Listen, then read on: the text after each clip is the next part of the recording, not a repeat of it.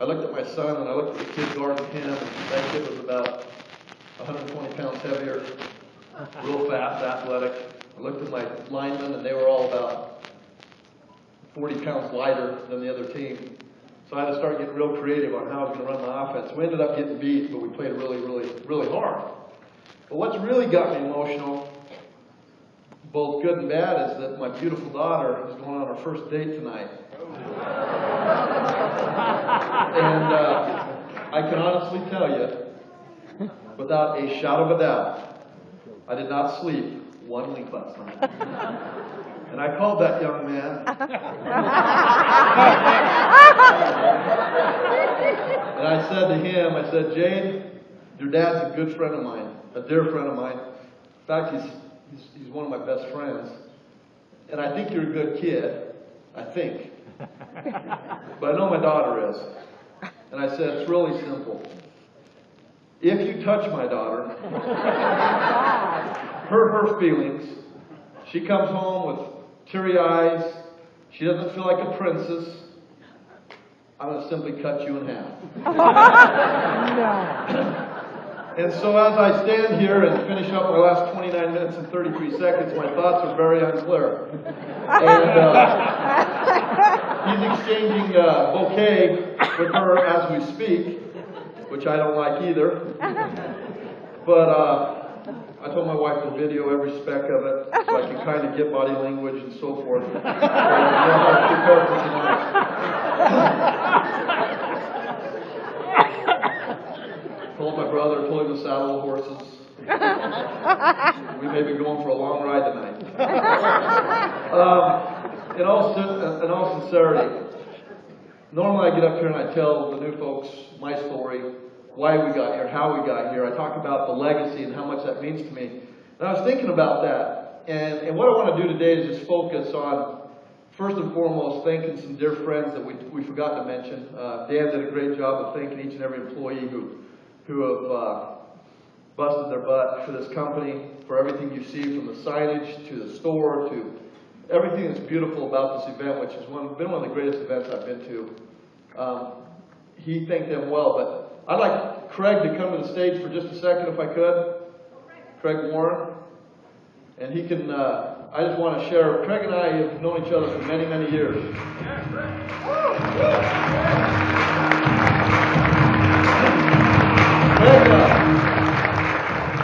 Craig was with me in 2001 when my budget was like $19,000 to put up an event. And he's like, Higginson, I can't even like rent the speaker systems and things and come show up and set up your stage for that. But he did it anyway, knowing that he bet on to come just like I did. That we'd be here 10, 15, 20 years down the road. He's done every one of our events since 2001. And Gary and the whole crew. So turn on Craig's mic and he can thank his crew. So I forget all their names, but Gary and a lot of these guys have been with us from day one. So.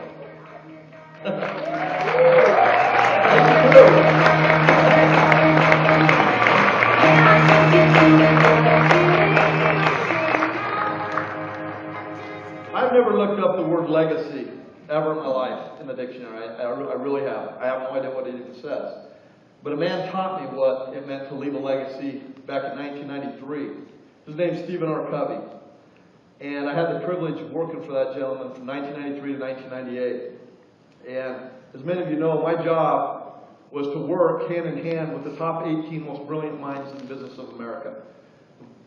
People like Peter Senge and Tom Peters and Rosabeth Moss Cantor and Ken Blanchard, Zig Ziglar and Warren Bennis and people like that. And so I called that the greatest education you could ever have. But one thing Stephen Covey always talked about is be loyal to those who are absent at the drinking fountain. He talked about drinking fountain talk. He talked about being proactive and having a vision in your life, beginning with an end in mind, knowing where you want to be. What does he mean by the end in mind? Well, that can mean a lot of things. It can mean where I want to be 6 months from now, 8 months from now, 12 months from now in my business. But it can also mean where I want to be when I do die. Then he taught me what matters most. He taught me how to prioritize my life, how to recognize what first things first means, truly means. And then he taught me how to think about win-win environments and situations at all times, at all costs, even at the cost of your own failure. Like Dane Orge shared that story about L.A. Gear. I was sitting there and I got physically sick hearing that story. Because here he had his integrity. Here he had the perfect soul. Here he had the CEOs as an audience. And yet he trusted a man to use that urethane to make that sole, and the guy decided for $1 more, he could make a better shoe. Or for $1 less, he could make a better sole. Or a sole just as good. And what happened was, Dane lost $7 million in commissions and his integrity with that individual. Well, we all know who Dane Orge is, and we all know that he's full of integrity, and so that's not an issue, and you can move forward. But truthfully, when you think about that legacy, is that what Stephen Covey talked to me about, is never ever compromise. Be uncompromised in everything you do in your life. Be who you are and true to what you are, but stay focused and confident so that that day does come tomorrow, next week, hopefully 80 years for all of us, or 100 years from now. We can leave that legacy. What does that mean? It means how you remember. That's simply it. When your best friend gets up at your funeral or your wake or whatever your religious preference is and talks about you individually as a best friend. When your spouse steps up and talks about you as a husband or a wife. That's all that matters. When your spiritual advisor stands up and says who you were, what your character was made of, what you were built of. That's what matters. That's all that matters. Never will anybody remember rich people for the money and the wealth and the Ferraris and the cars and the big homes in 8 countries. They really don't, guys. I know because I profiled hundreds of thousands of executives over those many years at Covey Leadership Center, and none of them put down their Ferraris and their car collection and their gun collection. They never wrote that down. What they talked about was what Charlie, his best friend, was going to say. Or Susie, her best friend, was going to say. Their spiritual advisor. The things they did for charity. Those types of things are all that mattered. And that touched me as a young man. I was only 24, 25 years old when I was working for Stephen Covey. And as I was getting promoted through the ranks and learning and growing and developing, I realized that really, truly, at the end of the day, all that matters is leaving a legacy. And that's why I was so impressed with reading yesterday. Dan Austin, in his talk, said there's a $130 billion spent on high blood pressure medication. Are you kidding me? And I sat right there and I thought, from a financial windfall, what if we only got 1% of that over the next 10 years? 1% of that $130 billion, because we all know what ProArginine does. We don't need to make any claims. We don't make claims. We simply have people utilize the product and they see what their blood pressure does. And they call us and you write stories and you get on Care to Share. It's pretty crazy. What if we just had a piece of that? And then Stewart was up here, or Hanneman, I can't remember which one. And they had Dr. Sims run up here. And he came up and they said, how many customers do you have? And he said, I don't know. He said, well, you have was it 168? 168 customers. And it turned into how much revenue? $2,500 a month or $300,000 a year? $2,500 a month. And Dr. Sims says, yeah, but what about the one life? The one life that we saved? That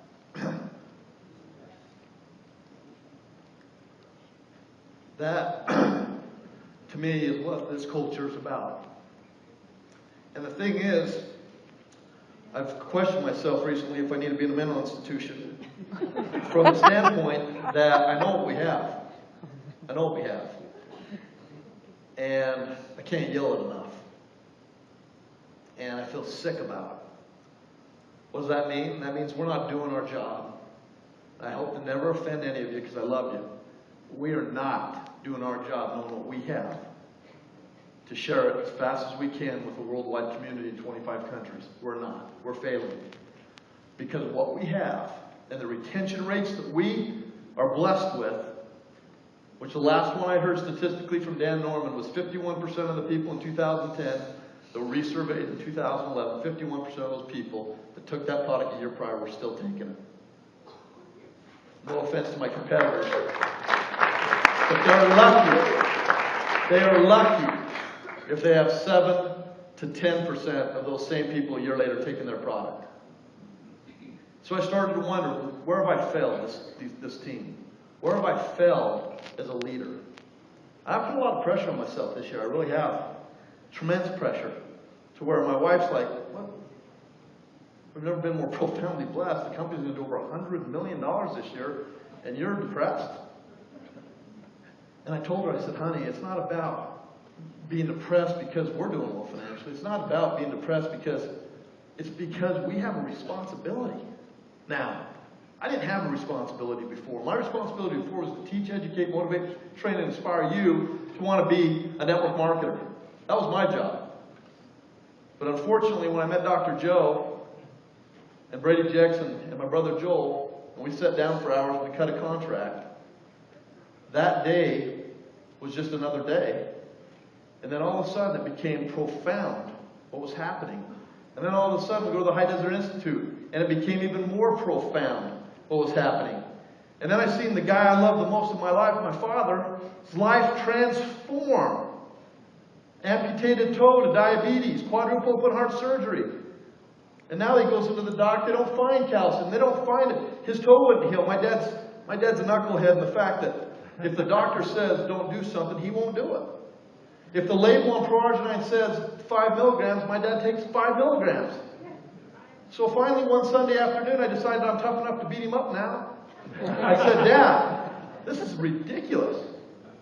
I said, you're going to take 4 scoops and you're going to do it in front of me. And you're going to take 4 today and tomorrow, and I'm going to call out to work and I'm going to ask the secretary if you took it today. And you're going to do it. Well, guess what? A year later, that toe hadn't healed. My dad starts his 4 scoops. That whole toe's healed. Now, that's a product claim. But my father shared that with me to my face. I witnessed that personally. I've seen the circulatory issues change. I've seen my father's foot heal. I've seen my dad become happy and healthy again. And he suffers from other things. But you know what? It's a start. It's a start in the right direction. So I look at this and it's driving me crazy what we have and the world doesn't know about. No offense, but 500 of you in this room is offensive to me. Just being honest with you. Offensive. 7 years ago, I had 1,300 of you sitting down in Vegas. Maybe we got to go to Vegas. I don't know. But the truth is, I've been to other conventions, and I've seen the hype, and the glimmer, and the glapper, and all the bull crap that goes on. The jumping up, amen, swaying, and all that crap. I've seen it all. I hate it. We've never been that company. We never will be that company.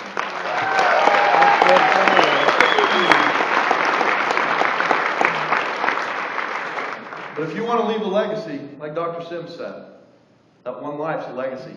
If that one life profoundly is influenced and changed for the good, I think even in the Bible, doesn't it say, if you bring one soul unto me, how great shall be your joy? I think that's in King James. Bottom line is this, folks. Bottom line is this, what if you just help one person? That's great. But is it going to get the job done? That's a legacy. That guy's going to remember you in such high regard your whole life. But is it going to get the job done? Are you going to become financially independent? No, they're not. So I just wanted to be real honest with me today, because I'm being honest with you. How many in this room are going to leave knowing what they know at this time? It's the 8th time I've said this. When are you going to leave here knowing what you know and go and change your life? How many in this room are going to recommit today with all the specials? Norman's going to bankrupt the company given the way the things he's doing. Title Plus, sponsor 250 bucks. I'm like, well, let's see. Let's see if you roll up. Oh, we lost 12 bucks every person. Norman's smarter than me, so maybe he knows that the volume will create the volume that creates the volume, because I sure can't figure it out. So let me ask you this. Who's with us? Yeah. Who's going to get on the street of the Army and really go this time? Who's going to share this time, this service, of what somebody's life? And compound. Does everybody in here understand what the rule of 72 is? How many people know what the rule of 72 is? Rule of 72 is a financial equation that Probably John Hewlett taught me. I don't know. He's the genius, remember? Where's John? He's not here? John Hewlett, I believe it was John. Somebody taught me the rule of 72 of how basically if you're getting an 8% return, you divide it into 72. Every 9 years, you've done an investment. Yep. Well, we've heard that for every 2 people you get who duplicate 3 times, in the 5th month, die, where are we at? $5,400 and something dollars.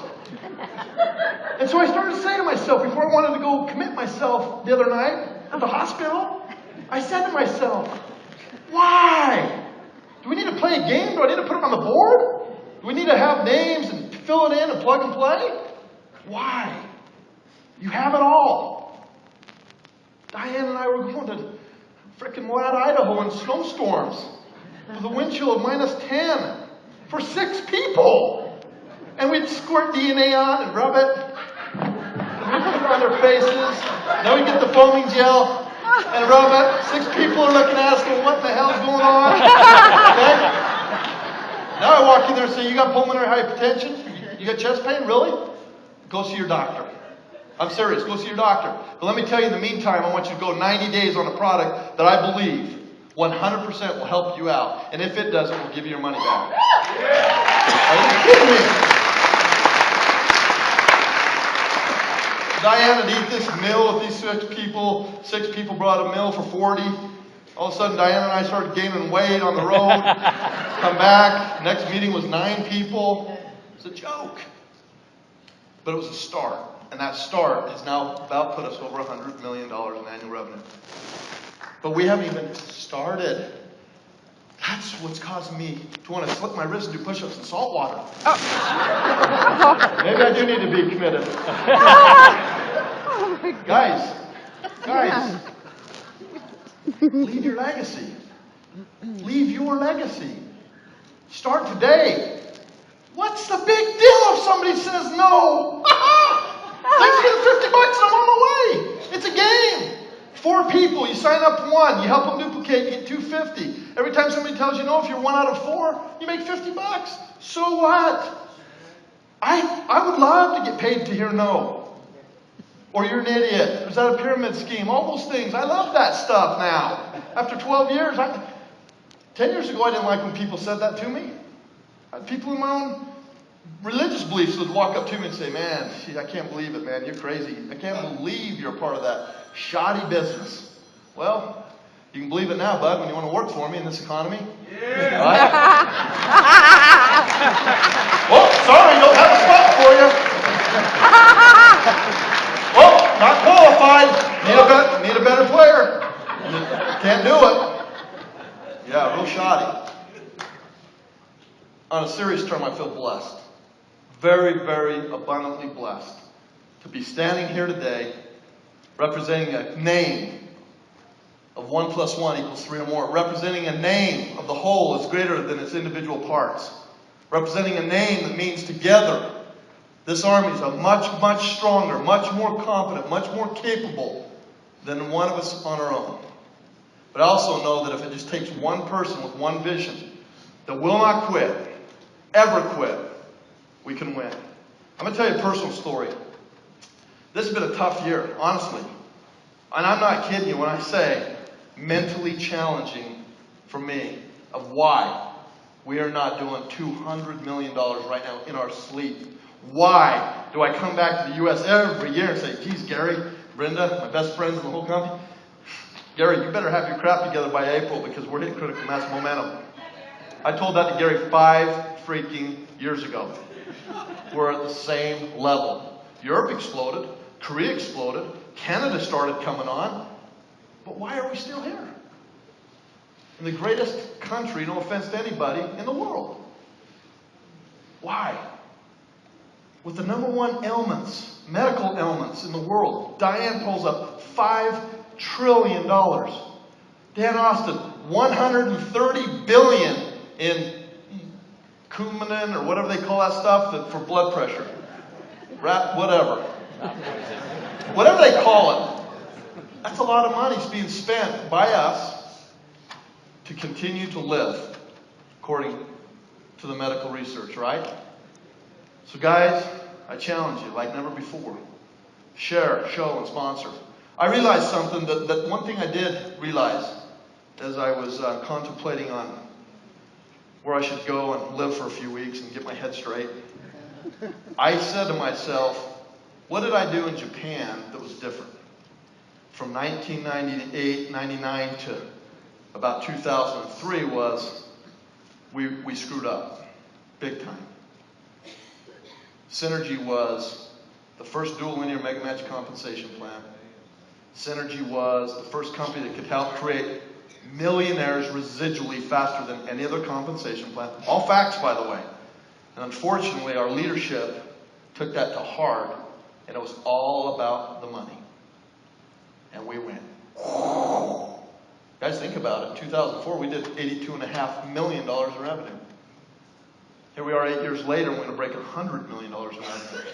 And I asked myself, what was wrong? Well, what was wrong was we focused on opportunity only. Then we got smart when we understood and seen real products with real results, with real integrity. And we focused, in my opinion, way too much on product only. Honestly, there's got to be a 50-50 balance between helping people find their financial future and their health, instead of 100%, let's just go help people with their health. That's brilliant. That's a great legacy. But that does not make you team director. It doesn't. If you want to be a Pearl executive in this company, you've got to start focusing and being proud to say, I'm a member of the dual linear mega match, and I am happy to get that check every month, and I will go promote how I'm going to get to presidential, and I will share how you make money in this compensation plan. We have to do that. Don't overdo it though, because Norman's new system could bankrupt the company. Just kidding. Guys, I just share one quick story about perseverance. I was told many times, when I was third grade, I had to get up at 6 in the morning. I had to go to school and get on my hands and knees like a dog and crawl back and forth in front of this skunk-haired lady, probably in her middle 50s, and she was meaner than heck. And I'd go back and forth, and then she'd come over and she'd say, now, Danny, I need you to pretend you're climbing a ladder. So I'd... Okay? The reason was because I had ADD, ADHD, and dyslexia. My L's were backwards, the whole deal. Then I went to school and started excelling in sports and other things and finding my niche and finding what I wanted. And then I got to Covey, and my life profoundly blew up. By the way, Stephen Covey, unfortunately, wrecked his bicycle and never came out of the hospital and passed away. And we lost, in my opinion, the #1 world leader anywhere in the world, in my opinion. And I sit here and I think about that, and I think about my life and what happened when I walked in that day, and there's Mark Barney and Marcus Nichols and Stephen Monge and some of these young executives that we'd all really went up the ladder together. And they looked at me and they said, hey, where are you going? Well, I'm going to start a network marketing company. I mean, it was like a deer in the headlights. Are you kidding me? You idiot. You moron. You're stupid. You're ruining your life. What's your wife think? I'll never forget. Now they all either want to be a part of it or in it or whatever, but it's okay. My point is this, perseverance. Everybody told me you can't do it. 1 in 311 chance to make it 2 years. Stupid, Dan. Don't do it. Well, one thing that I can honestly say about myself that I'm proud of, which there's a lot of not, but the one thing I am proud of is when people tell me I can't do it, that's guaranteed when I get it done. It might take me years, it may take me months, but I will get it done.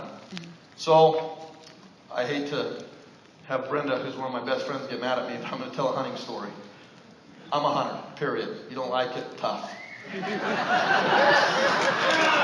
I was out hunting last week, and we had this bull elk picked out, watched him for 5 weeks, and opening morning, this idiotic, no good sheep herder, Peruvian guy that didn't speak English, came up over the ridge with his horse and his 2 white dogs and 3,000 sheep and went right through the canyon where our elk was. And our elk shot up and headed over the mountain. We thought, well, there went that investment. And we were frustrated. But there was a spotter who's seen this elk. And he radioed us and said, it's up in the top of this canyon. Well, I'm not proud to say this, but I'm out of shape. I really am. And you've seen the Utah mountains out of the right here. They're beautiful. You see how steep they are? Well, I was in an area that was so steep that I had to grab a branch or a sagebrush above my head to get up a foot. That's no joke.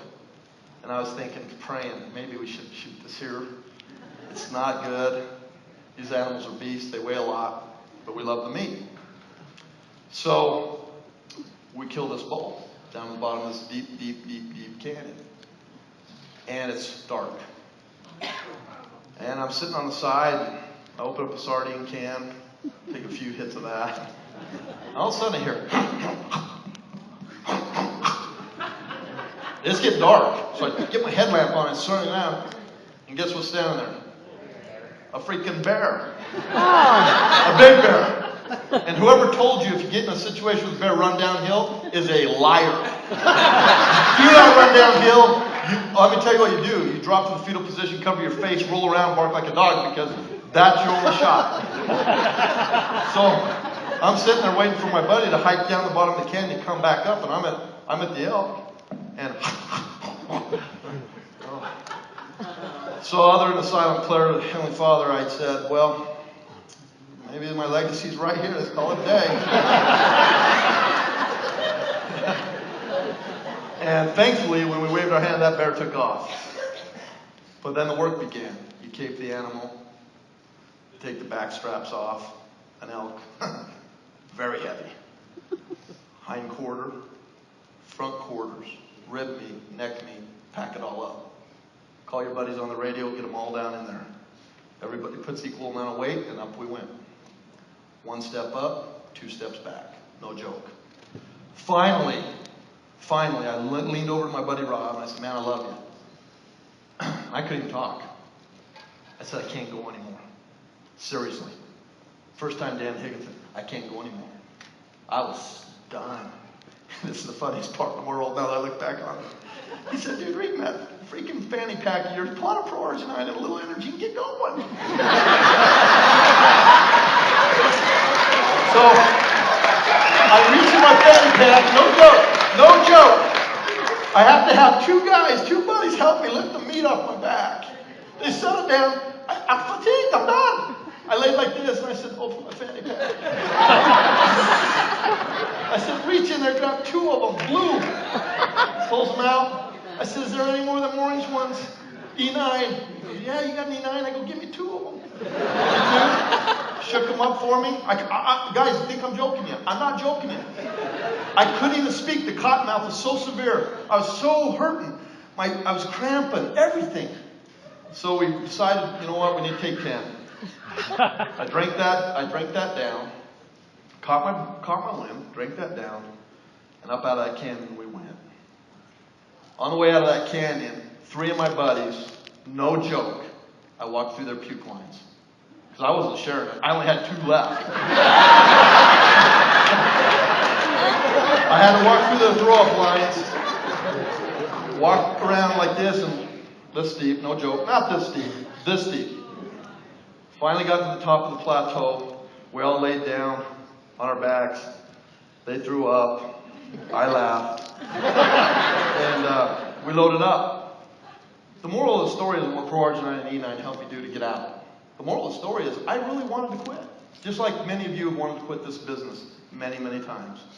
But when we got back to that rhino, and we put that bull elk in that rhino, and we looked at each other, and we started taking pictures, which I have on my phone, of a huge 375-inch bull elk. What a tremendous feeling it was that I was with my friends. When you become team director, team leader, team elite, pearl, diamond, what a tremendous feeling it is to sit in here with your friends and share that experience, knowing that they're right behind you, that they're going to help you get through. Guys, I don't know what else to say. At 1 minute, 16 seconds, and I'm tired. I'm thinking about my daughter who's in the car with the kids. Thinking about whether that meat's dried out yet. All kinds of crazy things going through my head, but here's what I know. I know without a doubt, the Synergy Worldwide is run on purity.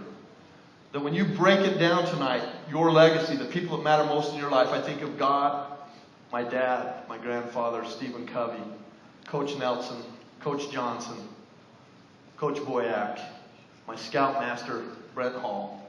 I think of these people who had a profound influence on why I can stand here today. And you need to find out why you're here today. Who was those people that influenced you to be here today? Because you are a part of a culture, synergy culture, that is greater than any culture I've ever been. The frustrating, offensive thing is that there's only 500 of us here. We need to be in this room with 5,000, 10,000 people who are blessed because of this product.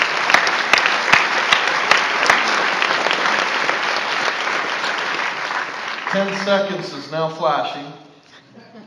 9, 8, 7. Daughter, Jade. Where, why, how. Susanna, pictures. No. Truthfully, this. You know what I know. You know what you know. Is there anybody in here? Hey, let's be honest, guys, we're a family. Is there anybody in here that can deny that our product's not the best in the world? Not network marketing, but literally in the world. Diane said, we need a medical breakthrough. Guys, does anybody disagree with that? No. Does anybody disagree with Nature Sunshine's financial wherewithal? No. Does anybody disagree at all, that we don't manufacture at the highest standards in the world? No. We don't have to do it the way we do it. We can legally, ethically, morally mix this stuff in our bathtubs. We can. In the United States. We choose not to. Does anybody disagree that our compensation plan can set you free? It's the best that was ever written. Shoot, call that egotistical. I don't care what you call it. I didn't do it myself. I had Dave Call and 5 other geniuses there, but guess what? It's the best. Per capita, it's raised more money and paid more millions out than anything that I've ever seen. And lastly, are you living like you're dying? Really? Because I know Jade might die tonight, but are you living like you're dying? Are you loving? Are you? Do you hold grudges against other races, religious sects? Guys, think about what our world and the turmoil we're in. People are looking for us. They're looking for us. They want us. They're praying for us, for real. You don't think little families are out here in the United States of America wondering how they're going to feed or pay the next payment? They're looking for us. Let's go find them. Let's start today. Let's make the commitment. Let's go make it happen. I love every one of you. God bless everybody. Thank you.